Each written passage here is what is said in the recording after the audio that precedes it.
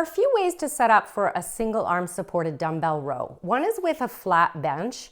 In this case, you're going to have a straight arm. Your wrist is flexed and your fingers are over the edge of the padding. Your inside knee is bent and up on the bench, while the outside leg is straight and out to the side, so that you've created this tripod support configuration. And then you're rowing with that free arm like so. For some people, being on the wrist is a bit uncomfortable, or they can't do it without having, a bend in their elbow, or they're using a lot of energy just to maintain that position. In that case, it might be preferable to work on an inclined bench. So you can put the bench up at, say, 30 degrees, and instead of working off of a straight arm, the leg setup is the same, only now you're working off of your forearm.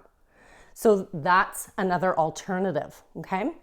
Now, the third and final option for people who are just a little uncomfortable with that setup, or maybe their bench, like in my case, is high relative to the length of my legs, and it puts my pelvis in a twisted position.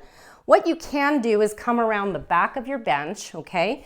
In this case, a 45-degree angle feels a little more natural for the setup, okay? And what I'm doing is resting my forehead on my forearm, and the inside or the leg of the non-working side is forward, while the leg of the working arm is back, allowing for space here for the dumbbell to move, okay?